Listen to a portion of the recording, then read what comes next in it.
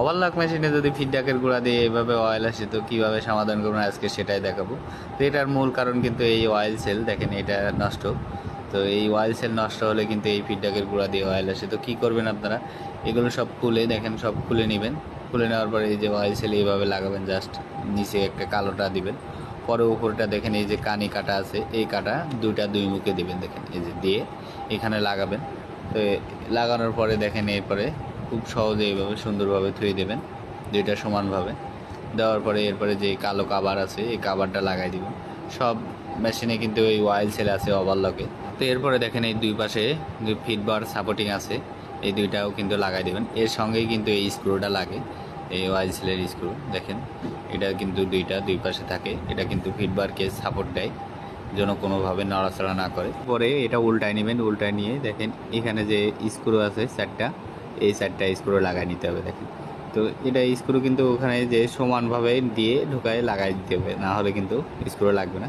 তো এইভাবে দেখেন সুন্দরভাবে চারটা স্ক্রু লাগাবেন, এখানে এ পাশে দুইটা আর এ পাশে দেখেন দুইটা।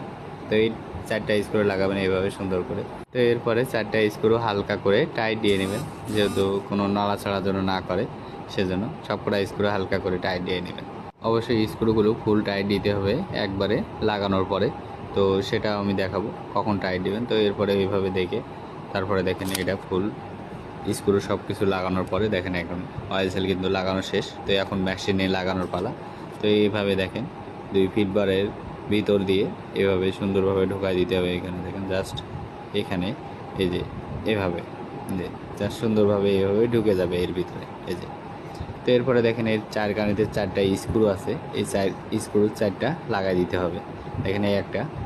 তো স্ক্রু লাগানো হয়ে গেলে ফুল টাইট দিয়ে দিবেন চারিটা, দেখেন উপরে দুইটা কিন্তু আর নিচে এই একটা আর এই পাশে আরেকটা। তো এই চারটা কিন্তু খুব ভালোভাবে টাইট দিতে হবে, না হলে কিন্তু এখান থেকে অয়েল আসবে চারপাশ দিয়ে। তারপরে দেখেন এই যে সাপোর্টিং এর স্ক্রু, এই চারটা স্ক্রু তারপরে টাইট দিয়ে দিবেন।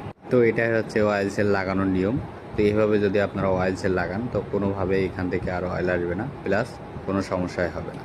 তো ভিডিও ভালো লাগলে অবশ্যই একটা শেয়ার করে দিন ও ফলো দিয়ে পাশে থাকেন। ধন্যবাদ সবাইকে।